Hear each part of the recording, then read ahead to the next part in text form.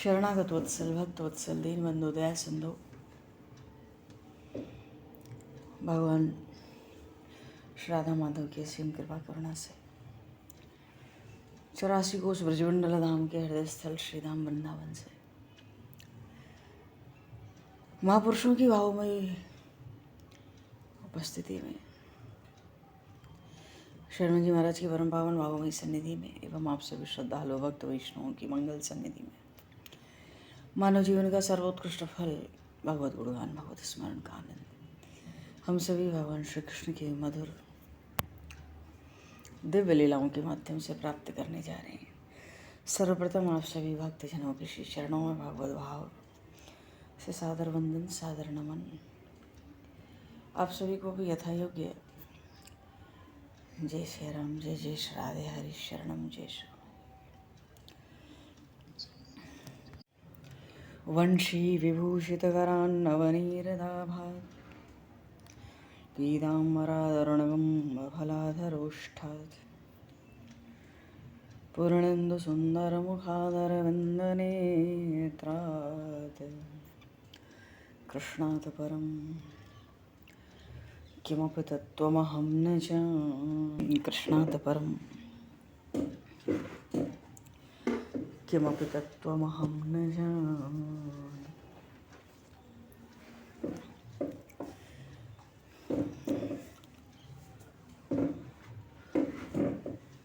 पूर्व प्रसंग में भगवान श्री कृष्ण ने यज्ञ के उस धनुष को, जो भगवान शिव का अमोघ धनुष है, उसके 2 खंड कर दिए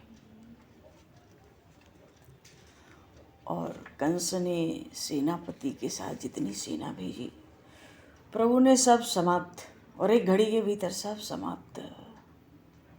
इसलिए मथुरा वासियों को विश्वास हो गया, अब तो पूर्णतः विश्वास हो गया। क्यों? इस धनुर्भंग के साथ ये भी तो जुड़ा था, जिस दिन धनुष का नाश होगा यजमान का भी नष्ट हो जाएगा। मधुपुरी की प्रजा को लगा भगवान वासुदेव यही हमारे स्वामी हैं, यही हमारे तारणहार हैं, यही हमारे प्रतिपालक हैं। सब स्त्री पुरुष बालक युवा वृद्ध उन प्रभु के, उन राम श्याम के ही रूप गुणशील विनय पराक्रम सर्वत्र यही चर्चा। जन जन के नायक हो गए प्रभु रातों रात। पर कंस भय के मारे व्याकुल है। पर जब धनुष टूट गया तो संध्या काल में तो धनुष टूटा, अब तो जो मथुरा की प्रजा है, अब उनको कोई भय नहीं है, क्योंकि कंस का जो धोबी था, रंगकार प्रमुख था, उसको मार दिया। कल के महोत्सव के लिए जो वस्त्र वो ला रहा था उसको लूट लिया दोनों बालकों ने। और जो दर्जी था गुणक, उसके यहाँ वस्त्र लेने जो राजसेवक गया, उसने लौटाकर सूचना दी थी कंस को कि वो तुम्हारा जो दर्जी है ना गुणक, पागलों की भांति गुमसुम बैठा है, किसी बात का उत्तर नहीं देता। वो हाँ युवा जैसा दिखता है, वृद्ध था। उसने अपनी दुकान का जो द्वार है, जो पीठ है, सब स्वर्ण का बनवा डाला। ऐसी सूचना कंस के सेवकों ने आके कंस को दी। कंस तो जलता भुनता क्रोध से सुनता रहा, बस करता। ऐसा लगता कंस को मानो दोनों बालक क्या जादूगर हो गए हैं, दोनों चमत्कार दिखाने लगे हैं। उस दासी कुब्जा को भी सीधी कर दिया, वो रूपवती बन गई, इठला रही है, मटक रही है, घर लौट गई। आज उसने अपने महाराज को अंगराग लेपन का भी स्मरण नहीं रहा उसको। कंस व्याकुल है। और अब तो संध्या के समय धनुष भंग हुआ तो रात को तो अब प्रजा खुलकर कहती है भगवान वासुदेव की जय, भगवान वासुदेव की जय। अब डर आतंक कंस का नहीं रहा। अब तो इन दोनों कुमारों के संग सबका वात्सल्य और स्नेह बंधा हुआ है। और जब प्रजा मथुरा की कहती है भगवान वासुदेव की जय, भगवान वासुदेव की जय, कंस दांत पीसता है। क्यों? वसुदेव का छोटा पुत्र अब भगवान बन गया है। अब ये मथुरा की प्रजा और मेरी दासी तक मेरी उपेक्षा करने लगे हैं। कल मैं इन सबको एक साथ मार डालूंगा। हाँ, एक साथ ही इनको मार डालूंगा। धनुष टूट गया। 8 आना बल तो कंस का तभी समाप्त हो गया। इस समाचार ने सबसे बड़ा धक्का दिया कंस को। 16 आना में 8 आना बल समाप्त हो गया धनुर्भंग के साथ। और देखो ना, भगवान श्री राम ने जैसे धनुर्भंग किया था, भगवान श्री कृष्ण ने भी वैसे ही किया। पर वहां तो विवाह हुआ, यहाँ तो बेमतलब तोड़ दिया। कुछ मतलब नहीं था उस धनुष को तोड़ने का, पर उछल कूद के तोड़े आए दौड़ के। और ऐसी शीघ्रता। सेना भेजी गई, सेना पति सहित सब पूरी सेना दोनों बालकों ने मार दी। ऐसी सेना को ऐसा मारा था भगवान श्री कृष्ण बलराम में कि उसमें से कोई एक सैनिक बचा नहीं जो आके कंस को समाचार देता। कोई लौटा नहीं। कंस सोचता है कि मेरा पुरोहित, मेरे आचार्य सत्तक भी बड़े डरपोक निकले, वो भी मुझे छोड़कर मथुरा चले गए। हाँ, सोचता है अंततः है तो ब्राह्मण ही। कंस मुट्ठियां बांध कर इधर उधर कक्ष में घूमने लगा। अंधेरा हो गया तो उसके कक्ष में उसके सेवक ने दीपक जलाए। चौंक गया कंस अचानक। क्यों? उस दीपक की छाया में बहुत सारे छिद्र दिखते थे कंस को। और जो छाया थी, उस छाया का मस्तक दिखता ही नहीं था। घबरा कर वो अपना सिर टटोलने लगा। सोचता है सिर तो अपने स्थान पर है।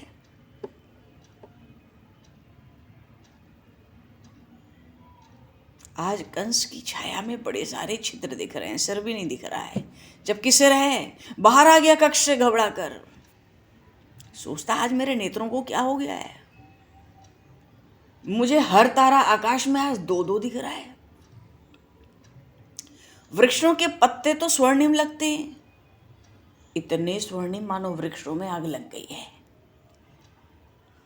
फिर वापस कक्ष में आ गया, चौंक गया। देखता है मेरी छाया पे दो सिर कैसे हो गए। फिर अपना सिर टटोलता है। वस्तुतः बात यह है, कंस को भय से उन्माद हो गया है। कंस को स्मरण आया ये सब बड़े बहुत ही बुरे अपशकुन हैं। कान बंद किया उसने, भीतर होने वाले शब्द को सुनने का प्रयत्न करता है, पर बहुत प्रयत्न करने पे भी जो प्राण का घोष स्वामी है सुनाई नहीं पड़ता।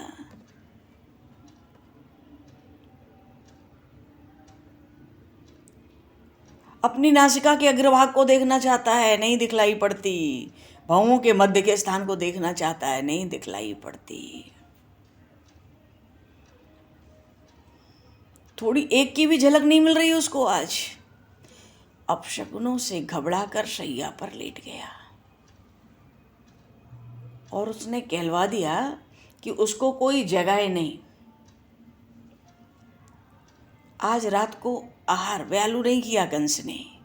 बिना आहार किए कंस सोया है। स्वप्न देखने लगा। भूत प्रेत पिशाच भयंकर विभत्स आकार वाले उसका आलिंगन कर रहे हैं। उसका मस्तक कटा हुआ है, सर्वांग में तेल लगा हुआ है, गधों के रथ पर दिगंबर बैठा दक्षिण दिशा की ओर जा रहा है। ये कंस स्वयं देख रहा है। यहाँ कोई त्रिजटा स्वप्न नहीं देख रही है रावण के लिए। कंस स्वयं स्वप्न देख रहा है। बैठा हुआ है दिगंबर गधों के रथ पर, दक्षिण दिशा की ओर जा रहा है। और वो क्या देखता है स्वप्न में कि उसके गले में कोई बड़ी काली सी स्त्री है। किसी शव के ऊपर से माला उठाकर कंस के गले में डाल दिया। कंस स्वप्न में देखता है कि वो विष खा रहा है। नींद में ही चित्कार करके उठ बैठा। पलकें लगी, फिर स्वप्न। सूर्य पृथ्वी पर टूटकर गिर पड़ा, ऐसा देखता है वो। सूर्य के 4 टुकड़े हो गए। चंद्रमा भी पृथ्वी पर टूट गिरा, उसके 10 टुकड़े हो गए।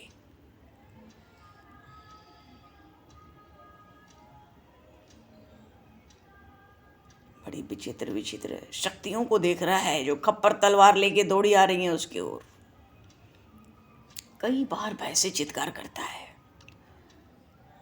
और कई बार सो जाने का प्रयत्न भी किया। वो सुन रखा था ना कि फिर निद्रा आ जाए तो उससे पहले देखा स्वप्न निष्फल होता है, और बार बार तो दुःस्वप्न ही दिखते हैं आज उसको। देख रहा है कुम्हार का चक्र घूम रहा है, भयंकर घोष हो रहा है भाई, और उस पर कंस स्वयं बैठा है, ऐसा वो देखता है।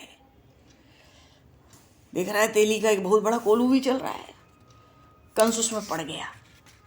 व्याकुल है कंस, और पड़ गया, पिस भी रहा है उस कोलू से।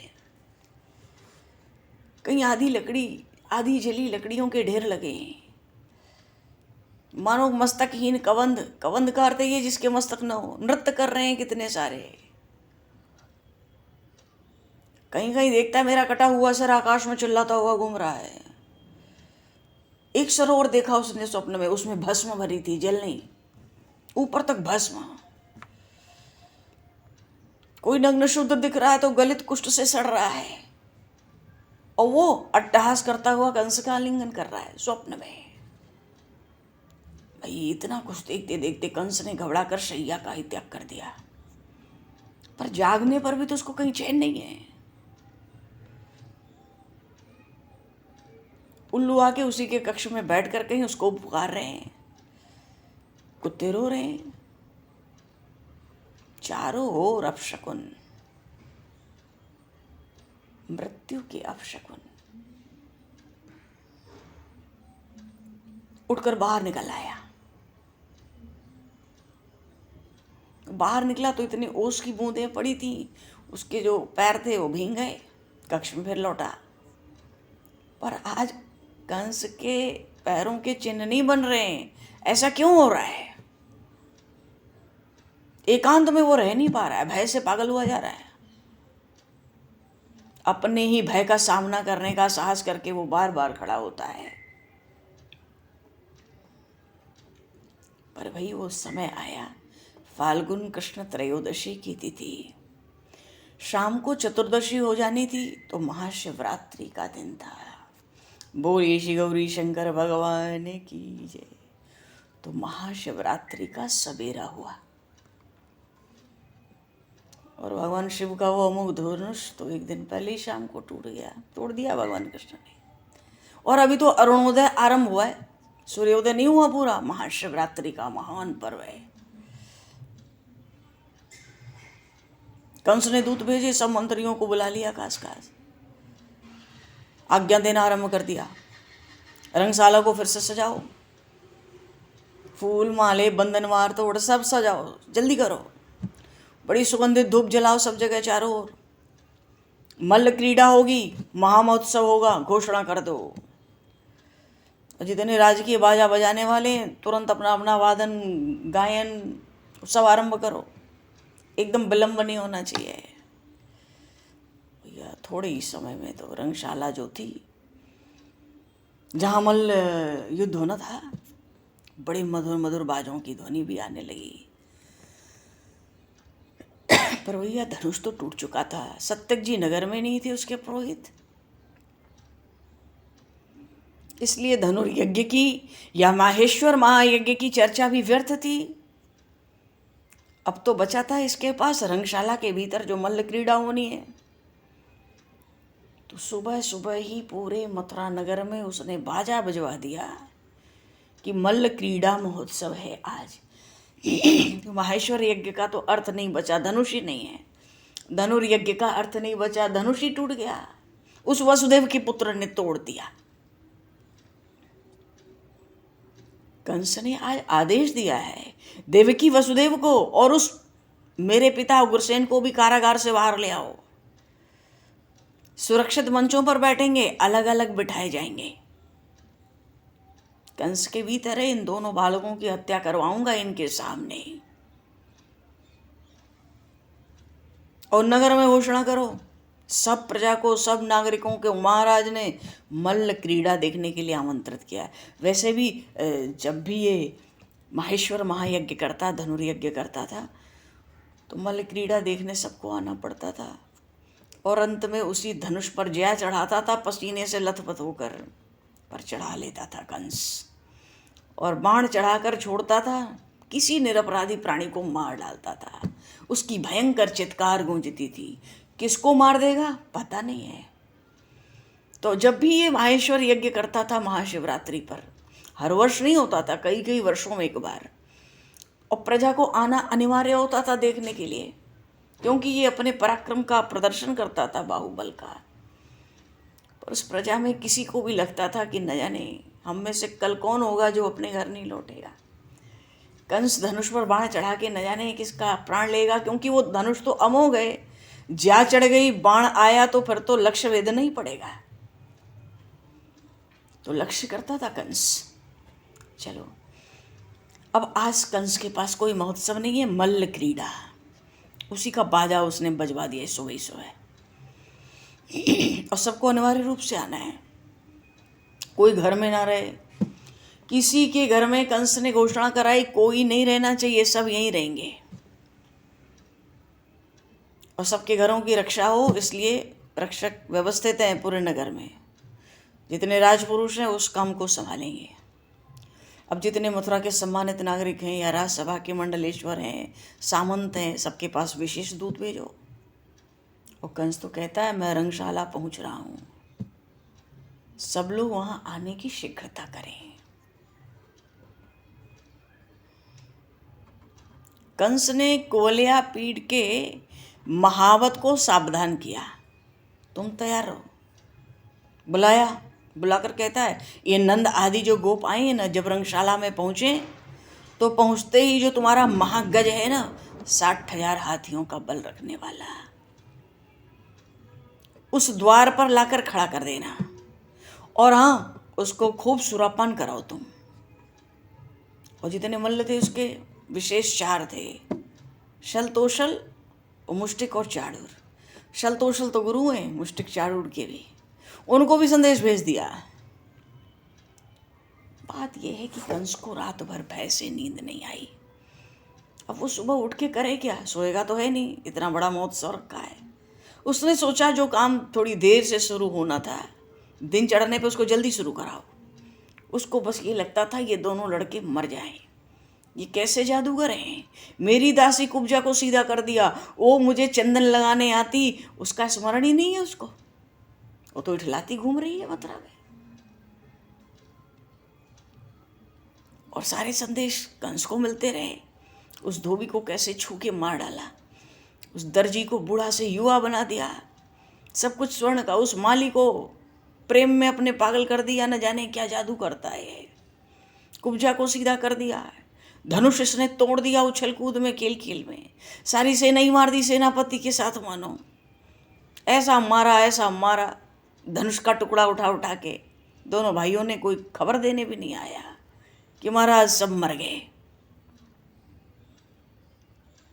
इस कोलिया पीड़ पे कंस को बहुत भरोसा है। अच्छा, मल्लों को संदेश भेजा, जल्दी सुबह जल्दी उत्सव आरंभ हो जाएगा। अब किसी को इतनी आशा थोड़ी थी कि कंस जो है रंगशाला में इतनी जल्दी आएगा। पर उसका संदेश सुन के भैया सबका आलस दूर हो गया। थे तो सब असुर राक्षसी, सबका आलस प्रमाद दूर हो गया। और जितने राज सेवक थे थोड़े ही समय में रंगशाला को ऐसा सजाए। सच तो वो पहले ही गया था, पर केवल एकदम सुगंधित पुष्पों के हार, पुष्पों से और पत्र तोरण से ये सब काम बचा था आज का। सुगंधित धूप चारों ओर जला दी। जो मल्लों के युद्ध की भूमि थी, द्वंद्व युद्ध, भगवान राम ने रावण के साथ द्वंद्व युद्ध किया था। जब रावण ने सब सेना को थका के चूर चूर कर दिया, भगवान ने सोचा कि मेरे जितने वीर हैं बड़े श्रमित हुए, थक गए। वो कहते हैं तुम सब अब बैठो, द्वंद्व युद्ध देखो। भगवान राम ने रावण के साथ द्वंद्व युद्ध किया था। पर यहाँ तो कंस के 4 चमचे तैयार हैं। ये केवल चमचे नहीं है, इनका बल, देवता भी इनके नाम से घबराते थे। और युद्ध कैसा होगा, धनुष बाण का नहीं, गदा तलवार का नहीं, भगवान ने अभी चक्र सुदर्शन तो धारण किया ही नहीं है अभी इस अवतार में। मल्ल युद्ध, द्वंद्व युद्ध होगा, कुश्ती, पहलवानी। अच्छा, अनेक रंगों से खूब सजा दिया मल्ल भूमि को भी भाई। अब प्रजा आने लगी इतने देर में। तो जिसका जैसा वर्ण है, ब्राह्मण क्षत्रिय वैश्य, जिसका जैसा पद है मथुरा मंडल में, सबको अलग अलग उस हिसाब से बैठना था। मंच वैसे बनाए गए थे। जो राजमंच था, दोनों ओर गोलाई में मंच थे, और उस राजमंच के ठीक सामने ही मुख्य द्वार था रंगशाला का। और एक द्वार आज कंस ने और बनवाया है, जिससे केवल कंस आएगा जाएगा। नारियों के लिए भी अलग अलग स्थान बनाए गए थे, सबके लिए अलग अलग। तो जो जैसे आता, प्रजा नागरिक जैसे आता, वैसे वैसे राज सेवक बिठाते जाते हैं। सबको मार्ग का निर्देशन, भाई तुम इधर जाओ, तुम उधर जाओ, तुम उधर बैठो। रंगशाला के बाहर तक इतने वाहन लग गए कि सबको उतर के सबके वाहन लौटाए जाते थे। बड़ी भीड़ हुई, बड़े आसपास के दूर दूर से बड़े बड़े नरपति आए, बड़े बड़े राजाओं को, अपने मित्रों को कंस ने बुलाया। इतनी जनता आ गई, इतने नागरिक। और आज तो भगवान राम श्याम के भरपूर दर्शन होंगे। दर्शन तो मथुरा की प्रजा ने खूब किया। भगवान ने सबका अभिवादन स्वीकार किया। कितने तो भेंट उपहार ले लेकर, कितने आशीर्वाद देती, उनकी जिह्वा नहीं थकती थी। असीम वात्सल्य उन प्रभु पर मथुरा के। जो वृद्ध हैं, वृद्धाएं हैं, वो लुटा रहे हैं। जो यदुवंशी हैं, सबने अपना अपना संबंध देख लिया। हमारे तो ये हैं, हमारे तो वो है, हमें ये क्या। कोई कहता हमें चाचा कहेंगे, कोई कहता हमें काका कहेंगे। वसुदेव के पुत्र हैं तो हमारा ये संबंध है। कुछ कन्याएं कहती हैं तो हमारे भैया हैं, हमें बहन कह के बुलाएंगे। कोई अपना मित्र सखा बताता है, अभी परिचय नहीं हुआ। अरे कंस मरा ही नहीं तो परिचय कैसे होगा। वसुदेव जी को तो जेल में डाल रखा है, पर वसुदेव के पुत्र हैं ये निश्चित हो चुका है। सबने अपने अपने संबंध जोड़ लिए उन भगवान श्री कृष्ण के साथ, उन दाऊ जी के साथ। प्रजा में बहुत आनंद है, क्योंकि पता है धनुष टूटा है, जो धनुष तोड़ेगा वो मारेगा कंस को। कंस अपनी व्यवस्था में है। कारागार में 2 रथ उसने भेजे, तो 2 रथ कारागार से आए। एक में हथकड़ी बेड़ी से जकड़े हुए महात्मा वसुदेव और देवी देवकी आई। अभी भी जकड़ा हुआ है, हाथों में बेड़ियां लगा रखी है इसने, रथ पर चढ़वा लिया है। और दूसरे रथ में भूतपूर्व महाराज उग्रसेन, कंस के पिता महाराज उग्रसेन आए हैं। मानो इनको इसलिए बुलाया है कि कंस अपने सामने वसुदेव देवकी को, महाराज उग्रसेन को, सबको प्रताड़ित अपमानित करने पर तुला है। कौन इतना नीच होगा। छोटे छोटे अलग अलग मंच बना रखे थे। जो रथ से जो बंदी लोग आए हैं ना, वहां बिठाया उसने। और जहां बिठाया, अस्त्र शस्त्र लेके प्रहरी चारों ओर उस मंच को घेरे हुए हैं। कंस के दिल में बात है कि ये माता पिता वसुदेव देवकी आज अपने पुत्रों का वध अपनी आंखों से देख लें, क्योंकि अभी तक तो मैं इनके पुत्रों का वध करता था तो ये वहाँ नहीं रहते थे, मैं बाहर ले जाकर पत्थर पर पटक दिया करता था। आज उस रामकृष्ण का वध मैं इनकी आंखों के आगे करूँगा। उस दृश्य को ये देख लें। और फिर कंस को ये भी तो पता है आज इस रंगशाला में लगभग सब यदुवंशी आएंगे, एक साथ ही उनको समाप्त कर देंगे।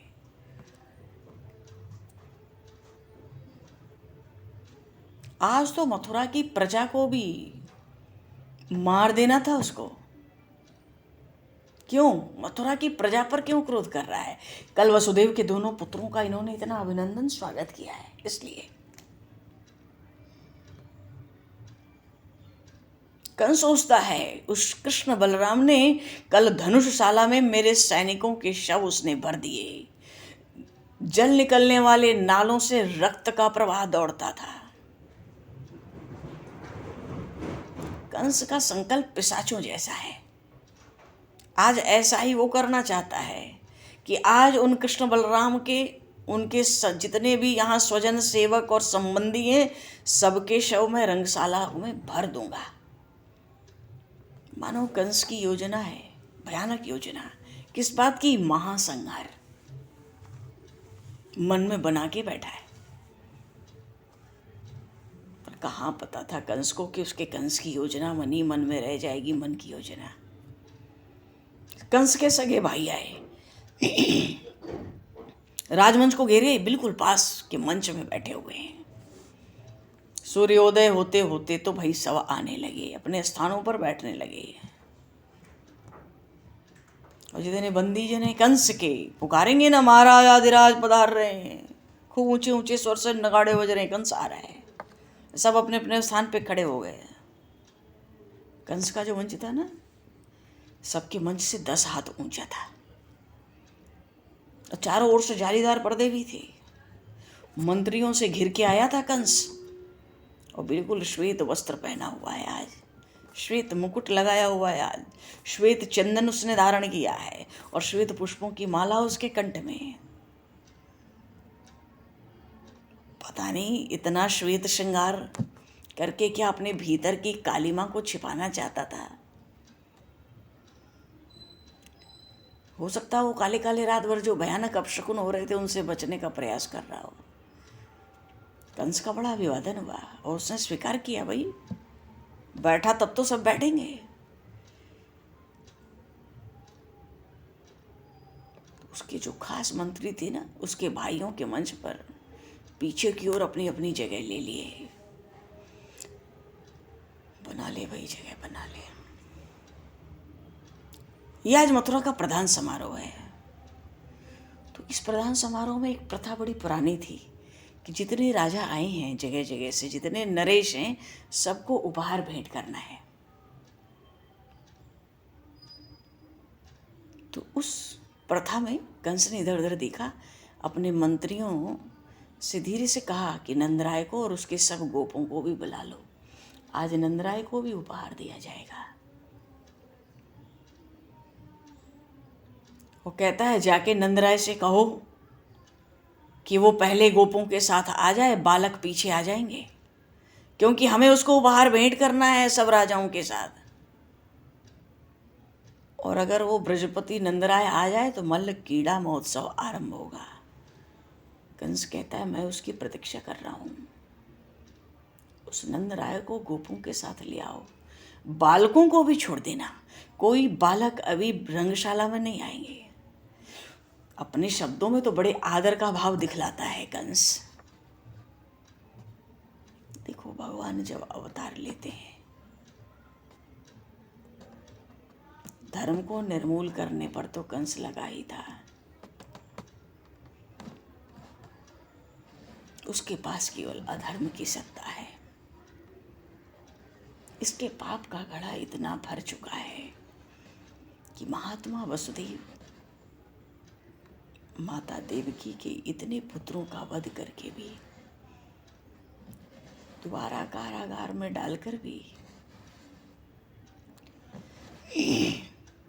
उनके सामने उनके बचे शेष 2 पुत्रों की हत्या करवाना चाहता है। वो सबको सबके सन्मुख कितना कष्ट देना चाहता है, उसकी कोई सीमाएं नहीं है। ये तो नियत है कंस की। असुर सब इसके मारे जा चुके हैं, राक्षस, पर कंस को उस बात की परवाह नहीं है। कंस को पता है उसका बल पराक्रम अपने में पूर्ण है, पर ये बात तो खटक रही है कि धनुष टूट गया, इसलिए वो भयभीत है। उस धनुष के साथ कुछ बातें जुड़ी थी। महाशिवरात्रि का महान पर्व है आज, और ये दुष्ट नारायण की हत्या का प्रयास कर रहा है।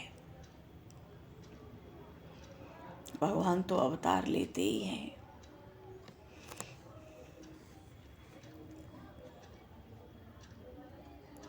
धर्म की स्थापना के लिए। उनका मधुर हास्य ही, भगवान का जो मधुर हास्य है उसकी एक झलक भी ऐसी, त्रिभुवन का वैभव फीका पड़ जाए। तीन लोक 14 भुवन आकर्षणहीन हो जाएं।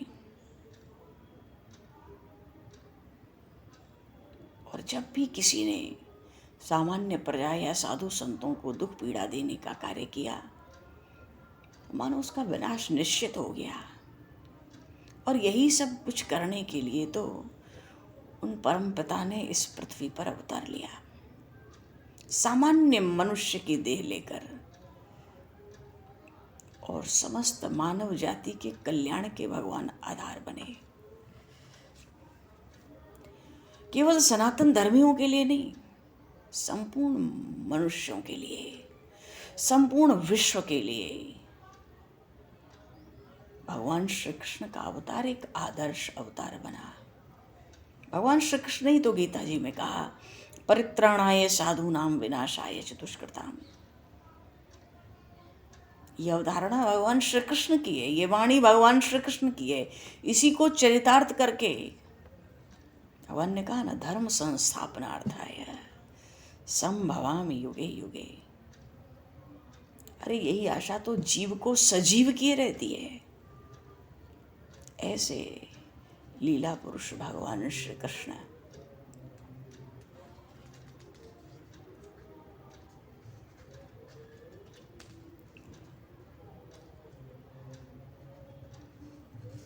अच्छा, कुब्जा सर्वांग सुंदरी हो गई।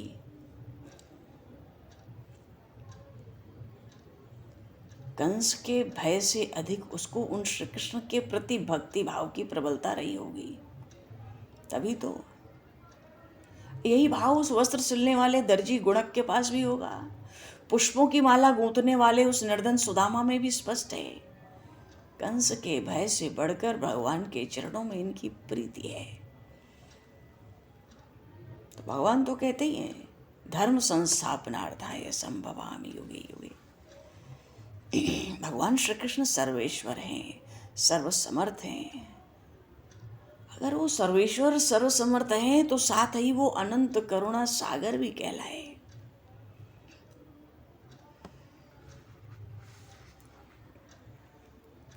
अनंत करुणा सागर। पृथ्वी पर भगवान का अवतार है, कुछ लेने के लिए नहीं, देने के लिए।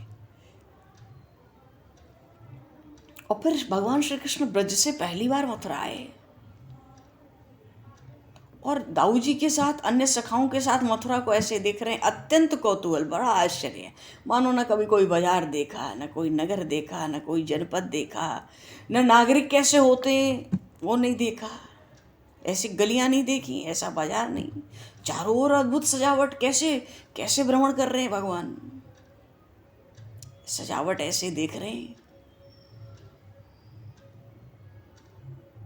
वैसे तो भगवान श्री कृष्ण की लीलाओं का प्रारंभ बाल्यकाल में क्या, प्रागट्य के साथ ही हो गया।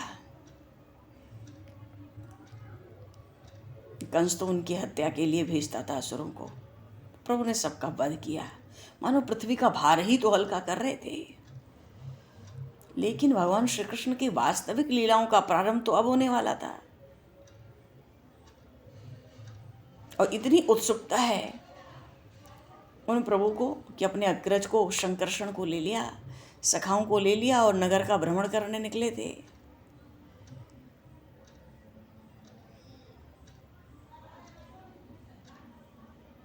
भगवान जीव पर कृपा करें तो बिना मांगे ही सब कुछ दे देते हैं।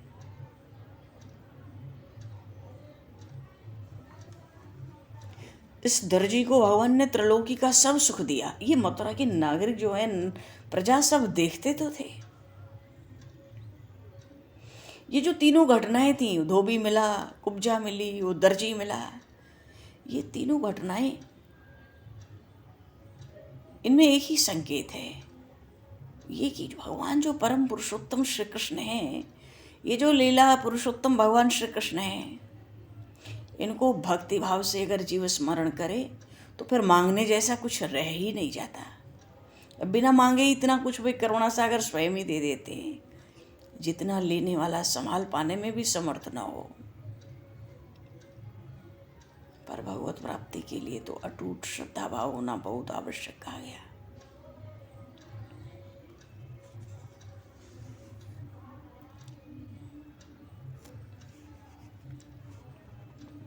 देवकी की अष्टम संतान तेरी मृत्यु का कारण बनेगी। आकाशवाणी तो हुई थी, क्योंकि विनाशाय च दुष्कृताम, दुष्ट कर्म करने वालों के विनाश का आरंभ का काल अब आया है। मरे तो इतने सारे असुर दैत्य राक्षस, अब कंस को तो मरने की इतनी जल्दी पड़ी है कि निमंत्रण देकर अपने काल को निमंत्रित किया कंस ने। कैसी योजना है। नंदराय को गोपों के साथ बुला लो। तब तक नंदराय आके देखेंगे ना वसुदेव और देव की हथकड़ियों में, बेड़ियों में झगड़े हैं।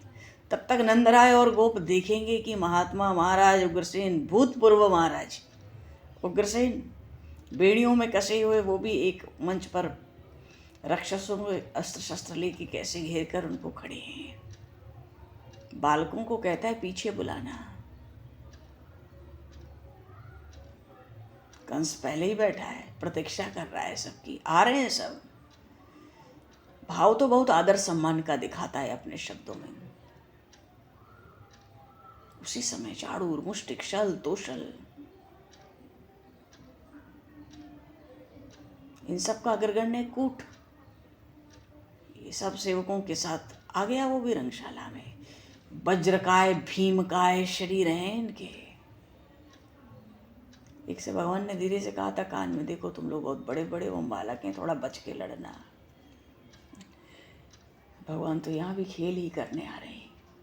ये श्री कृष्ण है। दौड़ के धनुष तोड़ दिया, पर तोड़ा ठीक वैसे ही जैसे प्रभु श्री राम ने तोड़ा और जैसे टूटा था वो धनुष, क्योंकि है ही भगवान आशुतोष का धनुष अमोघ। और यहाँ तो बेमतलब तोड़ा, कोई बात नहीं थी, बिल्कुल बेमतलब काम कर दिया एक दिन पहले ही।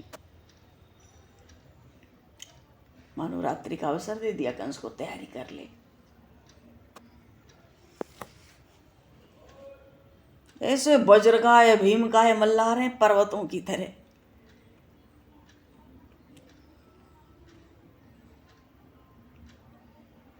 चलो जी, कंस को तो अभिवादन ही करने तो सबका, बुला तो लिया इसने सबको, पर बालकों को मना किया है, अभी वो नहीं आएंगे। क्यों? वो कोलिया पीड़ हाथी लगा रखा है ना, 60,000 हाथियों का बल रखने वाला, उसको सुरापान करा रहा है, मदरापान करा रहा है कंस। उसको पूरा विश्वास है ये हाथी मसल डालेगा, कुचल डालेगा, सहज ही कुचल देता है। मेरे बड़े बड़े वीर देवताओं के, अमर देवता जो हैं, देवताओं का एक नाम भी अमर है, वो भी इसका सामना नहीं करते। सबको आ जाने दो, जब ये पीछे खेलते कूदते आएंगे। करते तो ये बड़े चमत्कार हैं।